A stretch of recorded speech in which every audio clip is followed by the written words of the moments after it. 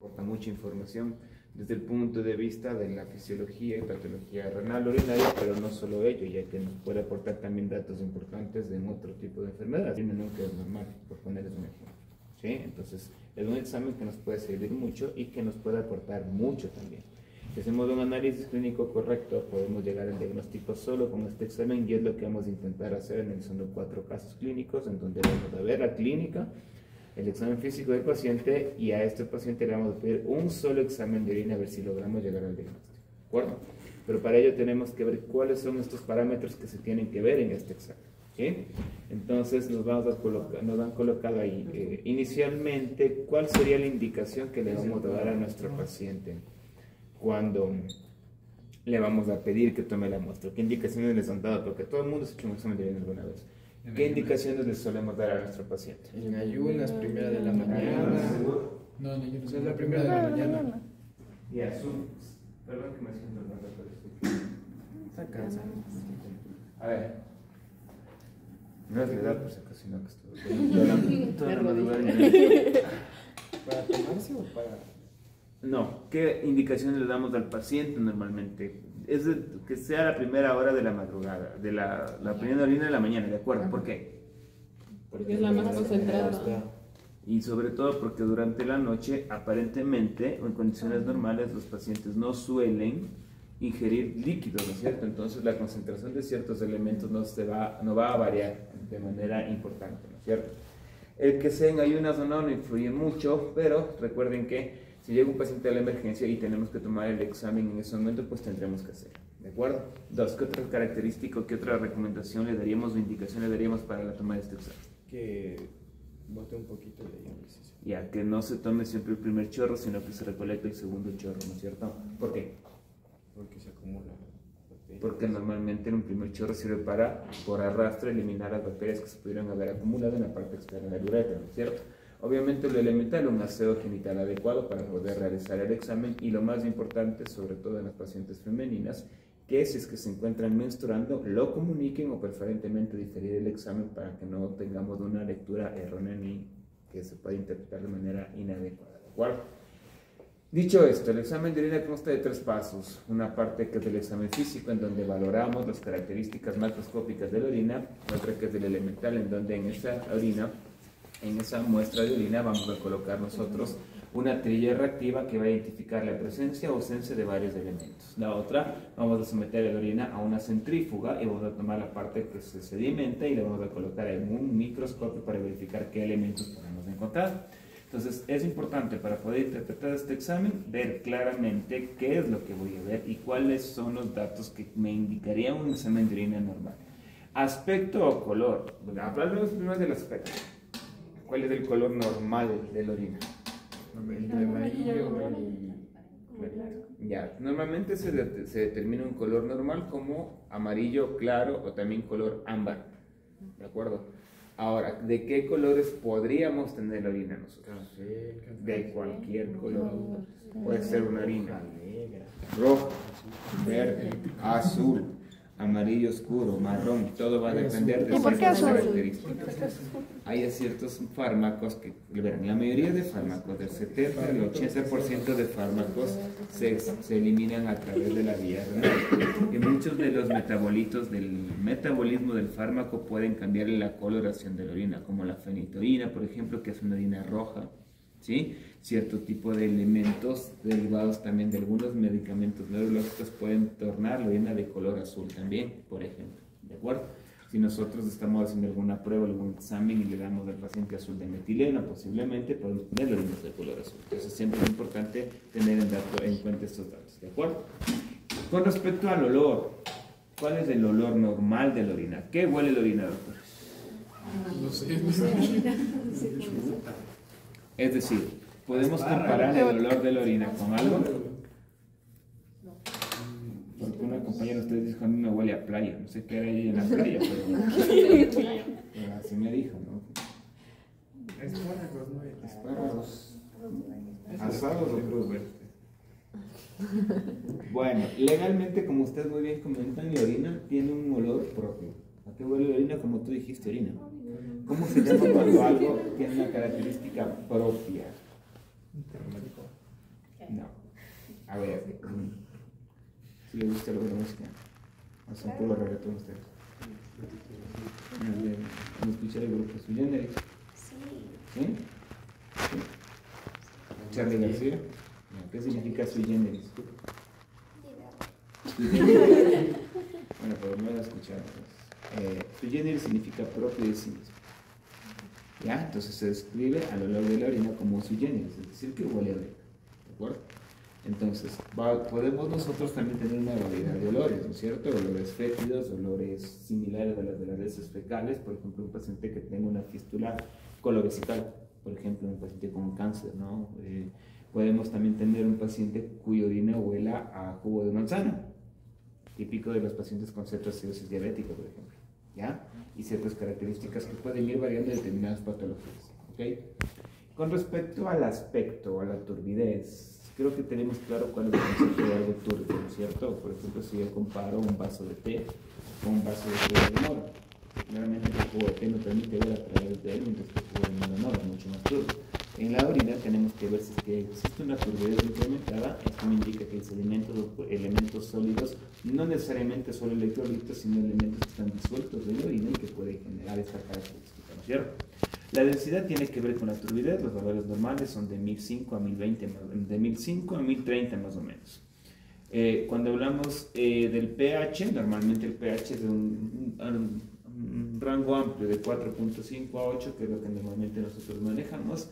Y lo que es importante, ¿no? Proteínas, cuando ya hablamos de la parte de la analítica, tiene que ser negativo. Nunca un examen de orina tiene que reportarnos la presencia de proteínas, ¿de acuerdo? Tampoco de glucosa. ¿Sí? Cuerpos cetónicos derivados de la glucosa en pacientes que tengan una descompensación diabética como una cetoacidosis también suelen estar presentes. Tampoco tienen que estar presentes en el contexto de un examen de orina normal. Bilirrubina tampoco y urobilinógeno tampoco. Estos dos parámetros los vamos a ver mucho más claramente el siguiente semestre cuando veamos digestivo y sanguíneo. ¿De acuerdo? Recuerden que la bilirrubina es un producto de degradación de la hemoglobina. Entonces, cuando nosotros tenemos hemólisis, posiblemente podríamos tener este tipo de parámetros en la orina. ¿Ok? Los glóbulos rojos, ¿es normal tener sangre en la orina? Para nada, no es normal. ¿De acuerdo? ¿Qué son los nitritos? Bueno, ya que estamos con los nitritos hasta mientras. ¿Es normal tener glóbulos blancos en la orina? Tampoco. Un glóbulo blanco en la orina, ¿qué te indicaría? Que hay un proceso inflamatorio o infeccioso. ¿De acuerdo? Entonces no deberíamos encontrar glóbulos blancos en la orina. ¿De acuerdo? ¿Qué son los nitritos? Degradación del óxido nítrico. Del óxido nítrico.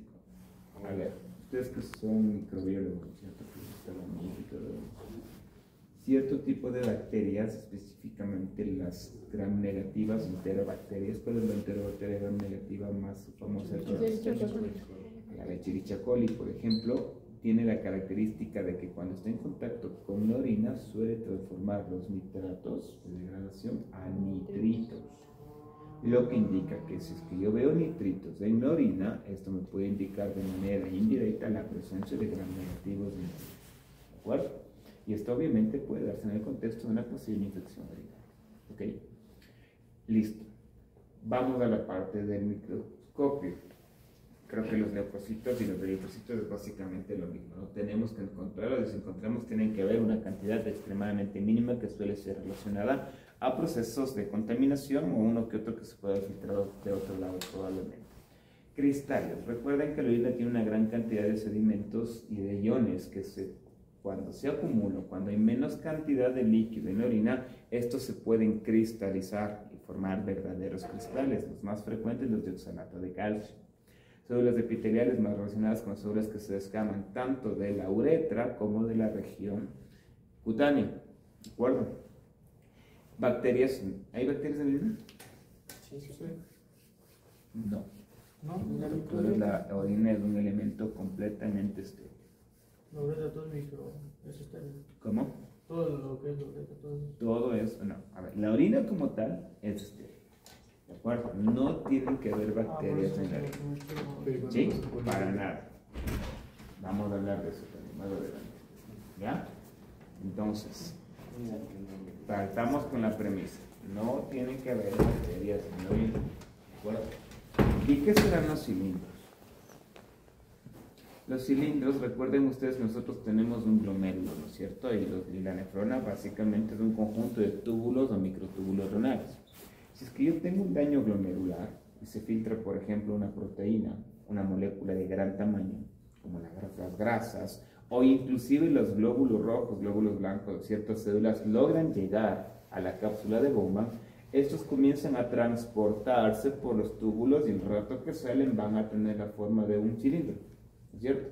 ¿Por qué? Porque han pasado por todo el trayecto de la nefrona, ¿de acuerdo? Entonces puedo tener cilindros de todo tipo, cilindros hemáticos, cilindros de glóbulos blancos, cilindros de proteínas, cilindros granulosos, cilindros grasos. ¿Esto qué me estaría indicando? Posiblemente un problema a nivel glomerular. Recuerdo que normalmente el glomérulo, si bien es cierto la filtración no es selectiva, pero no permite el paso de elementos de gran tamaño. Entonces, al tener cilindros me indica de que algo está pasando anómalamente o de manera patológica en mi glomérulo. ¿De acuerdo? Entonces, estas son las características que tengo que tener en mi cabeza y qué es lo que tengo que ir a buscar en mi examen de orina. ¿De acuerdo? Estamos claros. ¿Sí? Ahora, tratemos de darnos todos y damos del caso. Una pregunta, ¿la bilirrubina qué te puede indicar? La bilirrubina normalmente te indica que hay hemólisis. Ok. Hemólisis o reabsorción de bilirrubina, ¿no? Ah, sí. ¿Son gemelos? Son mellizos.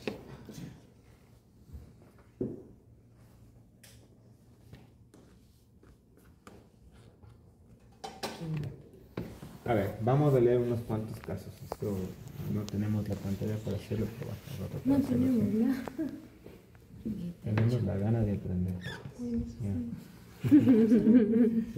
A ver, se trata del primer caso, ¿ya? Dice María de 29 años. Viene por tener fiebre, escalofríos, dolor lumbar derecho, disuria y poliacuria. Primera pregunta, ¿qué es disuria?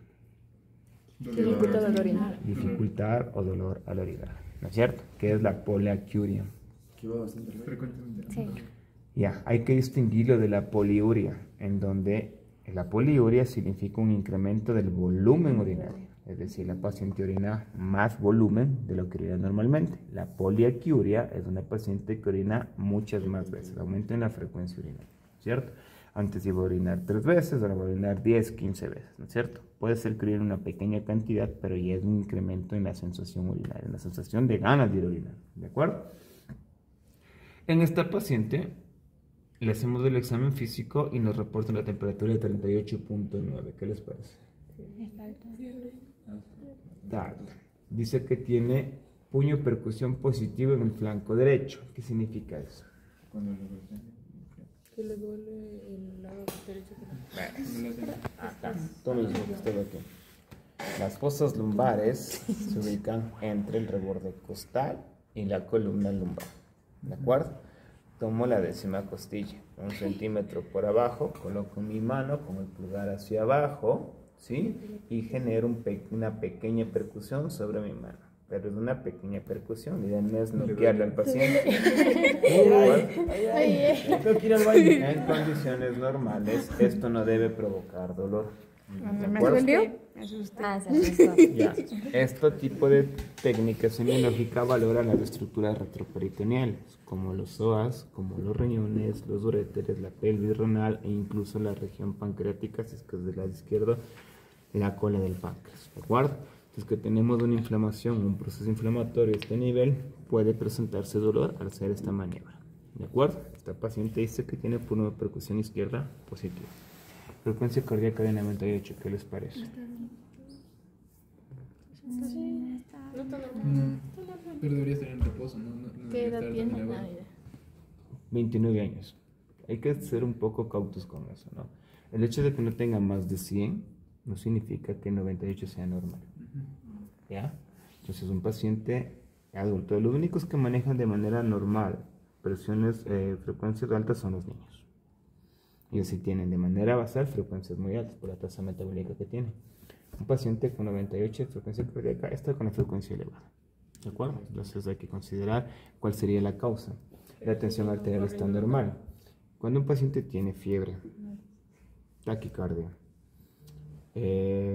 alza térmica en este caso que nos estamos comentando, le atribuimos, o estos conjuntos de signos y síntomas se denominan síndrome de respuesta inflamatoria sistémica, el famoso SIRS, normalmente provocado por un cuadro posiblemente infeccioso. ¿De acuerdo?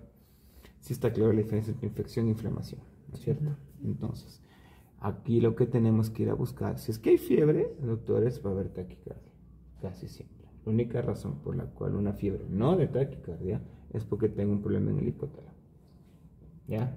Lo cual es rarísimo, ¿sí?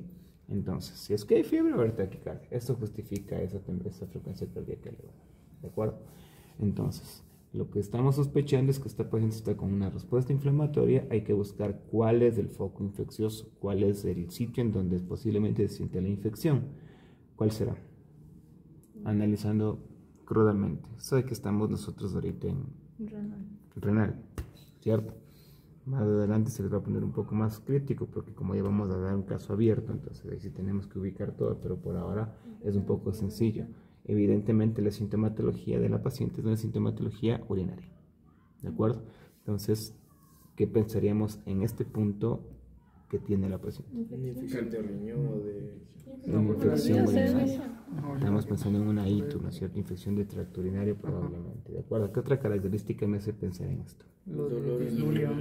¿Cómo era Poliacuria, la disuria y otra característica importante en esta paciente particular. El dolor al orinar. ¿Sí? ¿Qué más? No podría estar más en la vejiga, por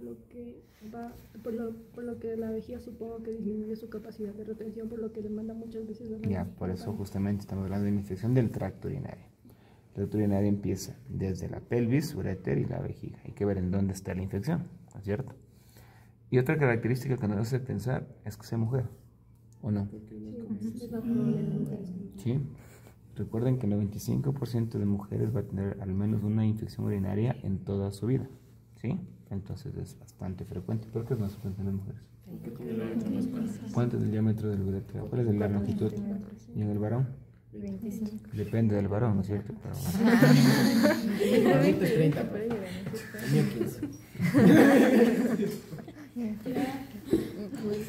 Entonces, normalmente la longitud de la uretra evidentemente suele ser un factor protector para el varón.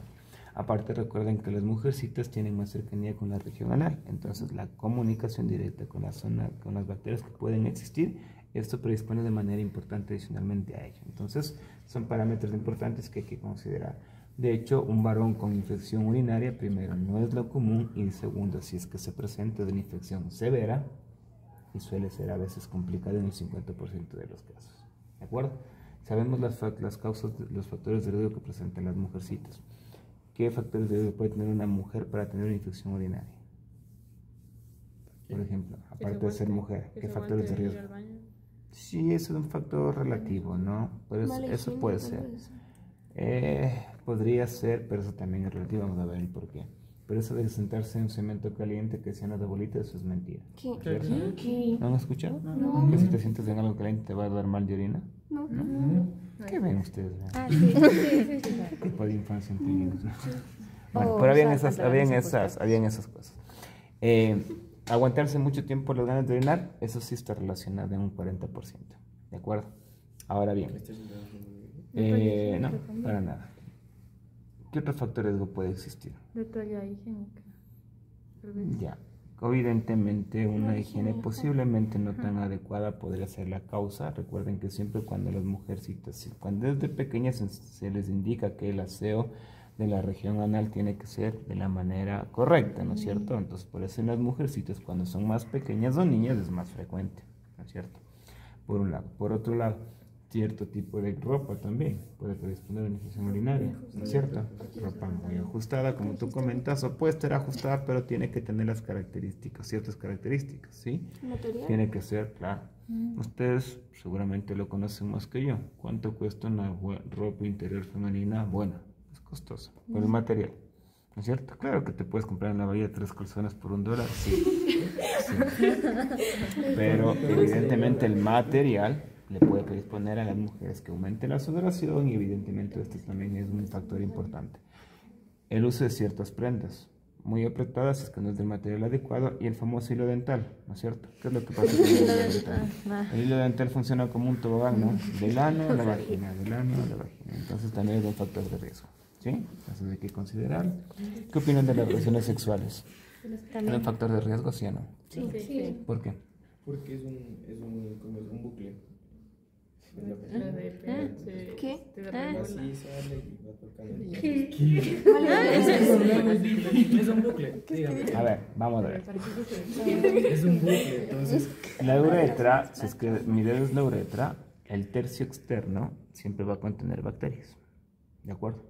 La vagina está por debajo, como tu compañero, como Emilio nos dice, ¿no es cierto? Durante la relación sexual, durante la penetración, podemos generar que la uretra distal se comprima y se vaya exprimiendo y llevando las bacterias del interior. Entonces sí es un factor de riesgo, ¿sí? Sobre todo si la cantidad de bacterias de afuera es importante, ¿sí?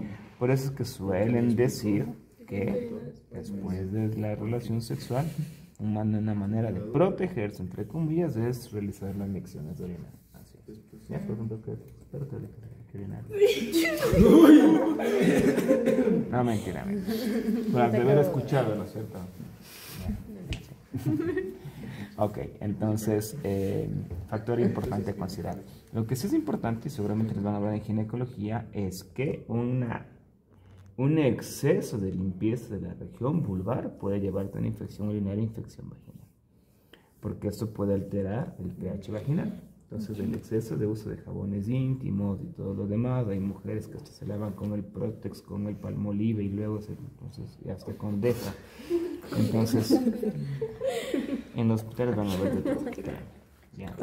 Entonces, esto altera completamente el pH vaginal y les hacen más susceptibles a ciertas infecciones. Entonces, hay que considerar eso, ¿de acuerdo? Y en el varón, ¿qué opinan? ¿Cuál será un factor de riesgo? Manos sucias. Cuando no se lavan las manos. Pero es muy distinto, es muy difícil que las bacterias logren llegar por el tamaño y los trayectos de la uretra masculina, ¿es cierto? Pero, ¿cómo puede llegar una bacteria? Con las ondas. Ya, perfecto. Las ondas vesicales, principal factor de ondas vesicales puestas por ustedes al principio, ¿sí? Por una mala técnica, ¿no es cierto? Ya, ¿cuál puede ser otra causa? Los viejitos que utilizan pañal. La uretra siempre, el tamaño siempre suele También por aguantarse de ahí del baño. no. ¿Cuál crees que puede ser la principal causa? ¿Cómo puede llegar bacterias a la vejiga en el hombre? A través de la uretra. La ropa también puede ser por el sudor. Puede ser por relaciones sexuales hombre-hombre. Lógico, cierto tipo de prácticas sexuales. Los gays. Eso puede ser también un factor de riesgo y obviamente en pacientes inmunocomprometidos, ¿no? Entonces, Las bacterias causan infección en la uretra. ¿Qué causan en la uretra? Sí, pueden provocar uretritis, pero no es muy común, ya que como la uretra todo el tiempo está eliminando orina, es muy poco tiempo que se quedan pegadas las bacterias como para hacer una uretritis. Con la micción la mayoría se suele expulsar, entonces no suele ser lo común, pero en pacientes inmunocomprometidos sí. ¿Ya? Ya. Okay. Y un paciente, o sea, una persona que, no creo que no es normal la circuncisión que tiene, ¿cómo se llama? ¿Circuncisión? No, ¿cómo se llama cuando se le tiene que hacer? Fimosis. Eso. Ajá, alguien La que fimosis es un factor de riesgo también, para hacer balanitis, uretritis, sí, eso también. Ok, entonces a esta paciente en la que estamos pensando infección urinaria, se le ha pedido simplemente un examen de orina, ¿ya? Que cuesta de 6 a 10 dólares, nada más. A ver si con esto llegamos al diagnóstico. Entonces los resultados son estos. Miren, doctores, nos indica que el color es amarillo turbio, no es normal. La densidad es 1020, está normal. pH de 6. Sin embargo, hay proteínas de una cruz. Ahí está más. Eso no debería haber, ¿no es cierto? Glucosa negativo. Está bien. Nitritos positivo. Está mal. ¿Ya? Esterasa leucocitaria, que nos pusieron. La esterasa leucocitaria es una enzima de los leucocitos, cuya presencia nos indica que hay leucocitos en la orina. ¿Ya? Entonces, aquí está positiva y altamente positiva. ¿Sí? Y hay también presencia de algo de sangre en la orina. Entonces, el diagnóstico como por hemo tenemos proteinuria y leucocituria, ¿no es cierto? Más hematuria. 3 cosas tenemos positivas ahorita, ¿no es cierto? Al microscópico, dame un segundito, terminemos de leer, ¿ya? tenemos 40 a 50 leucocitos por campo, lo cual ya no es normal. Hay, y se confirma la hematuria, de 5 a 10 por campo. Y nos indica que hay muchas bacterias en la orina. Cilindros leucocitarios presentes. Y células epiteliales escasas. ¿Qué diagnóstico tiene la paciente? Una bacteria grande. Ya, entonces, primero se confirma la infección urinaria. Dime. El dolor está al inicio, en la mitad o al final. ¿De qué? Por el momento solo nos dice que tiene disuria. Porque claro, hay que ver, luego les van a indicar que tenemos que ver si la disuria es inicial, terminal o media. Eso ya también nos va a aportar más, ¿de acuerdo? Pero en este punto, con estos datos, sabemos que está con una infección urinaria. Tiene nitritos positivos, tiene bacterias, tiene leucocitos y además tiene clínica, ¿no? Tiene molestias urinarias, tiene fiebre y escalofríos, ¿ya? Ahora, desde una perspectiva general, recuerden que el 50% de mujeres puede presentar cistitis asintomática. Es decir, si ustedes, por ejemplo, son mujeres jóvenes en edad fértil, les hacemos un hemo, posiblemente 2 esté con una infección urinaria leve asintomática, ¿ya? Esa es la estadística normalmente. Entonces, en este caso, ya vemos que no es tan asintomática, ya está generando dolor e incluso respuesta inflamatoria, está con escalofríos y todo lo demás. Y aquí viene lo que justamente yo nos decía. ¿El problema está en la vejiga o estará en otro lado? La infección, ¿dónde se asentó? Un poco más de arriba. ¿Qué nos hace pensar que está más de arriba? Proteinuria. Por la proteinuria. Entonces, esto se conoce como pielonefritis. Es la típica paciente con pielonefritis. ¿De acuerdo? Diagnóstico hecho, tratamiento antibiótico. ¿Qué se gastó la paciente? $10 y la consulta con la Melanie que cuesta 70. ¿Qué es caro?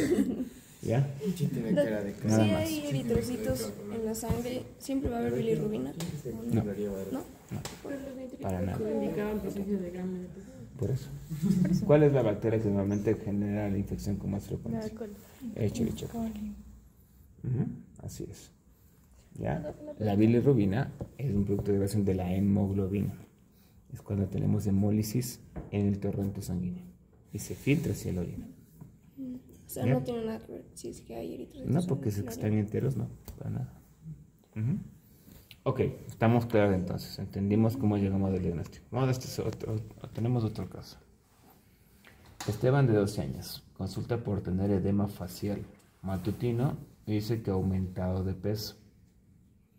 12 años, ¿no? Y su orina dice que es espumosa. No tiene antecedentes de importancia. ¿Ok?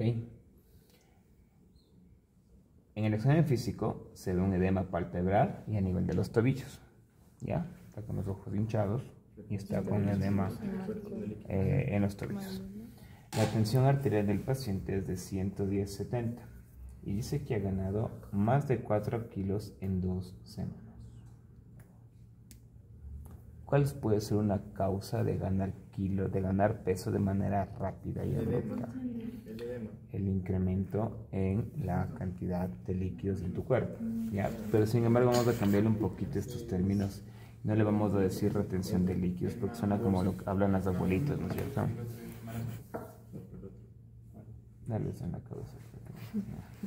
Gracias. Dale nomás otra vez. Oye, pero suavita, no, era mentira, es muy literal. Para pedirle disculpas. Eso no. Está bueno. A ver. Ok, entonces, normalmente, cuando nosotros ingerimos cierta cantidad de líquido, tenemos que excretar la misma cantidad de líquido. Eso se conoce como balance hídrico. Nosotros ingerimos líquido a través de la dieta, a través de la comida e incluso generamos líquido en nuestras reacciones metabólicas. Todo este líquido que nosotros ingerimos es la misma cantidad que tenemos que excretarlo para que el cuerpo se mantenga en homeostasis. ¿Cómo excretamos el líquido? Si bien es cierto, la mayor parte de agua que excretamos es a través de la orina, eso es muy cierto, pero también lo hacemos de otras maneras. El sudor no mucho porque depende mucho de las actividades. En un día como el que estaban ustedes ahorita con mucho frío, no vas a sudar nada. Entonces puedes en un día eliminar 100 ml por sudor, y si juegas un partido de fútbol puedes eliminar hasta 8 litros por sudor. Entonces es muy variable, ¿de acuerdo? Pero lo que sí se mantiene constante es a través de la respiración y la evaporación cutánea. Estas maneras como perdemos líquido que no las percibimos se conocen como las pérdidas insensibles y se calculan multiplicando tu peso por 10, ¿ya? Entonces, si una paciente pesa 50 kilos, sus insensibles serán 500 ml al día, ¿de acuerdo?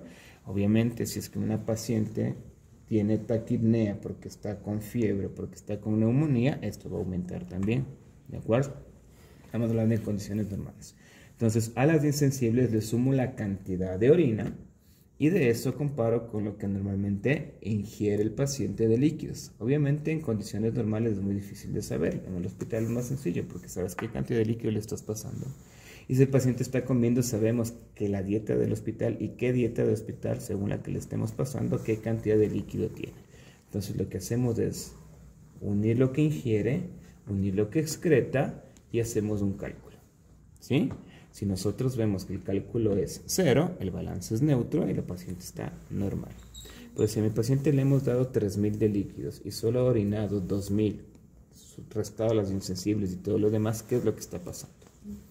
Se ha quedado con 1000 más de líquido. Eso se llama balance positivo. ¿De acuerdo? Porque ha ganado líquido.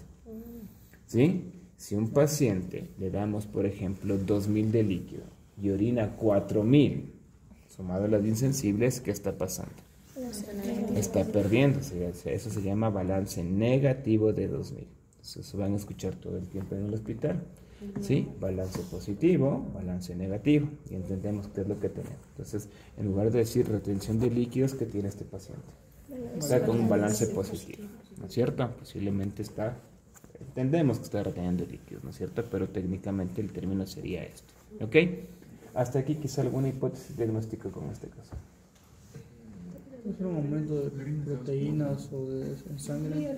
Vamos a ver qué es lo que sucede. Posiblemente todavía no tengan claro, pero vamos a ver el examen de orina a ver si nos ayuda un poco, ¿de acuerdo? Y nos explica todo lo que tenga el paciente. Por el momento sabemos que es un paciente pediátrico que está con balance positivo, ¿no es cierto? Recuerden, incremento de peso de manera brusca, aumento de líquido, balance positivo. Por eso es que en los hospitales les pesamos a los pacientes todos los días, porque es una manera de saber si nos estamos yendo de más con los líquidos o no. ¿De acuerdo? Sí, me extraña, profe.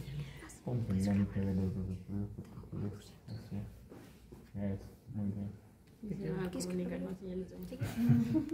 Por la vida. Vamos. En el examen de orina de nuestro paciente nos indica lo siguiente. Color amarillo oscuro. ¿Qué nos indicaría eso? Alta concentración. Que está muy concentrado. Significa que se confirma que está reteniendo agua, ¿no es cierto?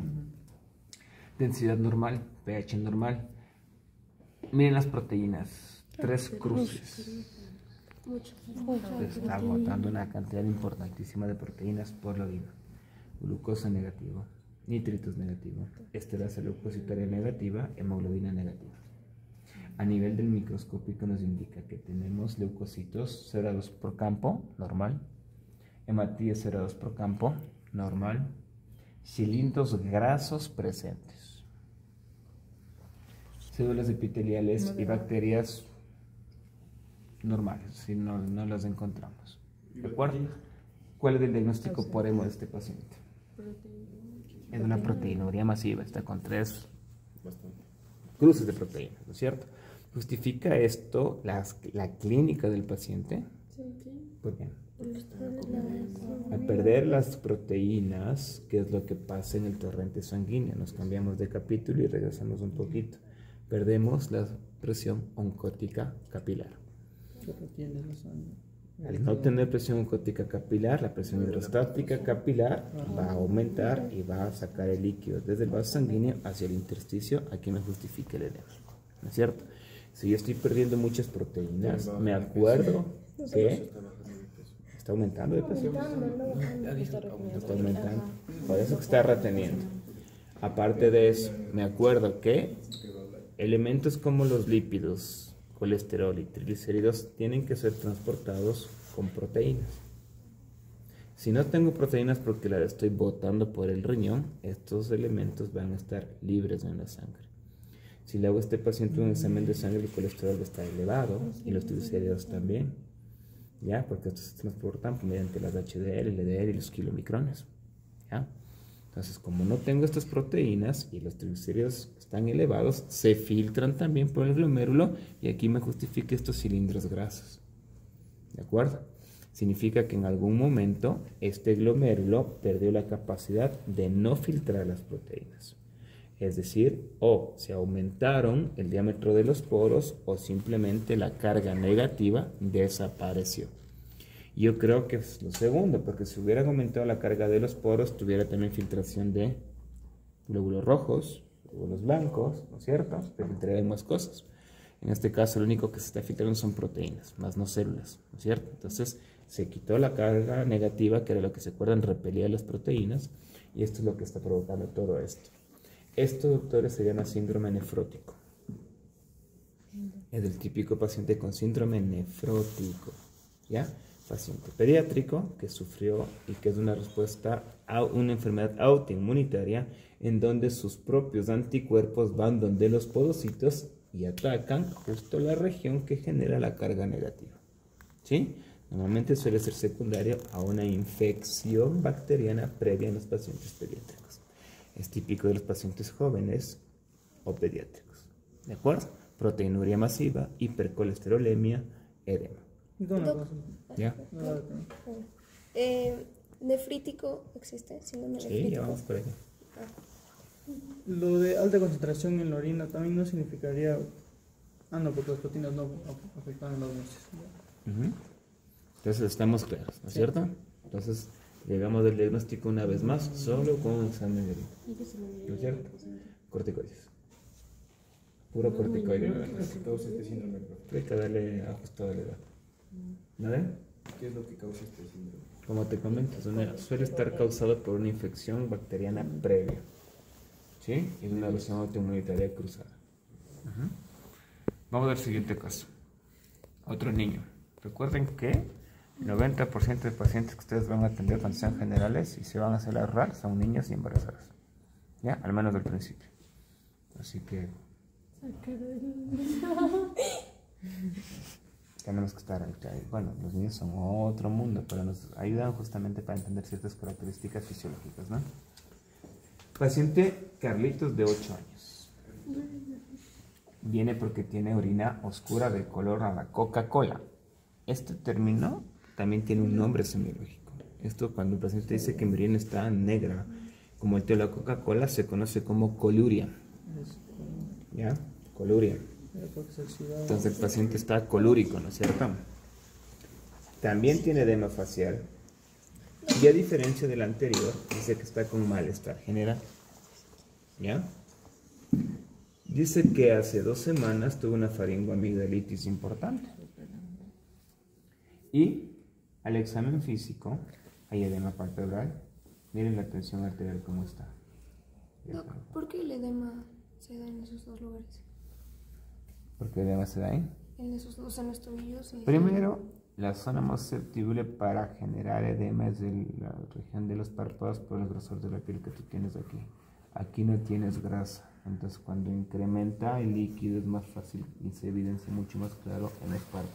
1. Y 2, en los tobillos por la gravedad. Entonces cuando ves que un paciente se le está hidratando demasiado, los famosos residentes, a veces que se les da la mano con el agua, le ven al paciente, ¿cómo le va, señor? Muy bien, y le ves chino. Ya, y le ves al residente y ya sabe que le castigaste ya. ¿Cierto? Como todo paciente con pancreatitis, yo le voy a ver, ¿cómo está? Súper bien, doctor, le voy a ver. Bien, doctor, está bien, pero está sobrehidratado, ¿no es cierto? Pues está bien, bien hidratado. Ok, ya con la presión elevada, miren, 130-85 para 8 años es muy elevada. La frecuencia cardíaca, ¿qué opinan? 90. Sí, pero es un niño. Acuérdate que en cambio los niños manejan presiones altas, ¿no es cierto? Entonces posiblemente entre elevada y no es cierto? ¿Algún indicio de qué es lo que puede pasar con este paciente? Yo sé que en unos 2 años con estos datos ya saben qué es lo que tiene, pero vamos a considerar que este antecedente de faringoamigdalitis ya nos da una pauta. Vamos a ver qué es lo que pasa en el examen de orina, ¿de acuerdo? El color de la orina, marrón oscuro. ¿Ya? Confirma lo que el paciente nos dijo, ¿no es cierto? La densidad está normal, el pH está normal, hay proteinuria, no como en el anterior, solo 2 cruces, pero sí hay proteinuria, lo que indica que hay daño glomerular, ¿sí o no? Glucosa no hay, nitritos no hay, esterasa leucocitaria está ligeramente positiva, ¿ya? O hay infección, inflamación, una de dos. Hay hemoglobina 2 cruces, ¿ya? En el microscópico, de hecho, veo que hay hematíes, glóbulos rojos, pero veo que muchos de ellos están dismórficos, están amorfos, ¿ya? Hay leucocitos, hay cilindros hemáticos, hay uno que otro cilindro granuloso. Cilindros granulosos son los neutrófilos que también se filtran por los túbulos, y pocas células epiteliales. Con este dato, ¿qué estamos observando? ¿A dónde me apunta el problema del paciente con este examen de orina? ¿A qué parte anatómica? Al glomérulo. ¿Por qué? Porque a diferencia del anterior, se acuerdan que en el anterior solo estaba filtrando proteínas, ¿no es cierto? Pero en este caso, ¿qué está filtrando? Casi todo, ¿no es cierto? Proteínas, células, leucocitos y todo lo demás. Entonces es un problema importante a nivel glomerular, ¿sí? Entonces parece que el glomérulo está de por sí dañado, está inflamado, ¿sí? ¿Cómo se conoce? ¿Qué término le damos cuando algo está inflamado? Entonces, ¿cómo será lo que tiene el paciente? Él está con una glomerulonefritis. ¿Será infecciosa? Sí. ¿Está con fiebre el paciente? No está con fiebre. No tiene respuesta inflamatoria, ¿no es cierto? ¿Tiene bacterias en la orina? No tiene. ¿Qué pasó? Antecedente, faringoamigdalitis de hace 2 semanas. Algo parecido al anterior. Lo mismo, los pacientes que tienen faringoamigdalitis de infección por el estreptococo beta hemolítico o ciertas infecciones respiratorias tienen 2 posibles caminos. No siempre sucede, pero pueden pasar estos casos. Uno, el caso anterior, un síndrome nefrótico. Y el otro, que se llama glomerulonefritis post-streptocócica. En donde, después de una infección por el estreptococo beta hemolítico del grupo A, formas anticuerpos en contra de este bicho y tus anticuerpos van y atacan a los podocitos del glomérulo y de hecho lo destruyen, ¿sí? Y consecuentemente tenemos estas características, ¿ok? Está hipertenso porque el riñón está funcionando mal, está hematúrico y tiene todas estas características que me indican un daño a nivel glomerular. Entonces aquí el antecedente clave del paciente para llegar al diagnóstico, ¿cuál fue? La infección faríngea que tuvo hace 2 semanas, ¿de acuerdo? Tratamientos igual, corticoides. La orina era negra, dijo. Sí. Creo que hemos visto que había una bacteria que como que eliminaba era un metabolito o algo, y que era cuando se excretaba, que se oxidaba con el... Claro, también puede ser, pero en este caso no tenemos reporte de bacterias ni en el microscopio. ¿Y por qué sería la...? ¿Por qué crees que se ve negra? Pues, La alta concentración? Está concentrado porque está con edema y aparte está hematúrico, ¿no? Entonces esto puede ser la causa. ¿Sí? Es también causa... Exactamente. Estamos claros. Entonces, glomerulonefritis. Post-streptocócica en este caso. ¿Ok? Y vamos al último caso. Este último casito nos dice: Laura, de 35 años, y es una paciente adulta. Viene por dolor súbito, intenso, tipo cólico. Tipo cólico significa que va y viene, que va y viene. En flanco izquierdo, que se dirige hacia la ingle. Tiene náuseas y nos dice que su sangre orina está con sangre, dice que tiene hematuria. Único antecedente, que tiene dieta alta en proteínas. No hay cristales, ¿verdad? Al examen físico, es de internista de una los exámenes. Vamos paso a paso. Es como internista, te va a pedirte todo. Ahora el examen físico. Dolor intenso en la puño percusión izquierda. Tensión arterial 135/85. ¿Qué tal está esa presión arterial? Pero la frecuencia cardíaca está de 105. Igual alto, puede ser por el dolor. Exactamente, porque no hay fiebre, ¿no? ¿Ya? Entonces la causa de la frecuencia cardíaca elevada no es la fiebre, posiblemente es el dolor, y esto esté provocando la tensión arterial elevada también. ¿De acuerdo? Hasta aquí, ¿algún indicio, algún posible diagnóstico? Cálculo del riñón. ¿Por qué? Porque uno tiene dolor súbito, tiene náuseas, tiene cólicos, entonces Ya, ok. No, y principalmente está en el flanco. El flanco es Ya, de- la clínica es muy sugestiva, ¿no es cierto? Un dolor que aparece de manera súbita, de intensidad 10/10 y que se ve hacia la ingle o la región genital, ¿no es cierto? ¿Qué esperaríamos encontrar en el examen de orina? Cristal. Ya, bueno, cristales que indican que hay sedimentos, ¿no es cierto? O acumulación de calcio. ¿Qué más? ¿Por qué matriz? Hematuria. ¿Pero por qué? Porque se lastima el uréter. Vamos a ver. Color rosado. Lo que puede confirmar la hematuria, ¿no es cierto? Densidad y pH normales. Hay proteínas de una cruz. Glucosa negativo, nitritos negativo, esterasa negativa, hemoglobina positiva. Y en el microscópico me encuentro con hematías de 30 a 50 por campo. Pero estos, a diferencia de los anteriores, son de forma normal. Significa que no pasaron por el túbulo renal, sino que se mezclaron con la orina en otro lado, ¿no es cierto? Leucocitos negativos, hay cristales de oxalato de calcio, no hay cilindros, no hay células epiteliales y no hay bacterias. ¿Cuál es el diagnóstico? Porque el cálculo te da hematuria. ¿Por qué va lastimando el uréter? Exactamente. Si ustedes ven al microscopio cómo son los cálculos, tienen literalmente espinas. Y el rato que van descendiendo, que es cuando provocan el dolor, generan lesiones a nivel de la uretra. Y como ya estamos lejos del glomérulo, estos de matiz son normales. Se mezclan con la orina y tengo consecuentemente una hematuria. Recuerden que puedo tener dos tipos de hematuria. La macroscópica, cuando el paciente la puede o el médico la puede visualizar, o la microscópica, que es visible solo con el examen de orina. ¿Ok? Entonces, como ustedes pueden ver, hemos hecho el diagnóstico de 4 entidades con un solo examen, que es el examen de orina. Aquí les voy a pasar más tardecito este documento, en donde pueden ver esta tablita, en donde nosotros estamos aquí comparando los 4 casos: pielonefritis, síndrome nefrótico, glomerulonefritis, litiasis renal, y qué hallazgos relevantes tengo en el examen físico en estos casos. ¿De acuerdo? Vamos a hacer una especie de test final entre todos. Les voy a leer un examen puntual de orina rápido, van a decir qué es lo que tiene el paciente.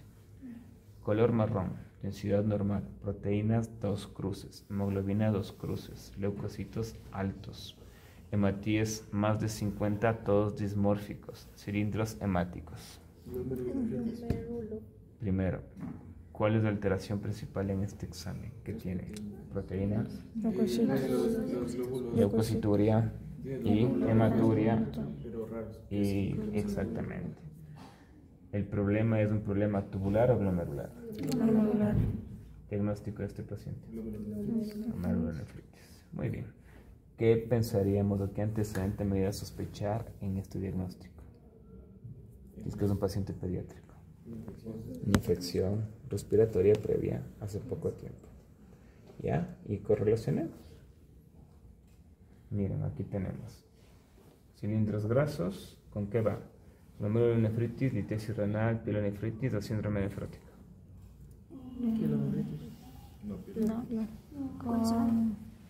Cilindros grasos. ¿Con qué le uno? ¿Con glomerulonefritis, litiasis renal, pielonefritis o síndrome nefrótico?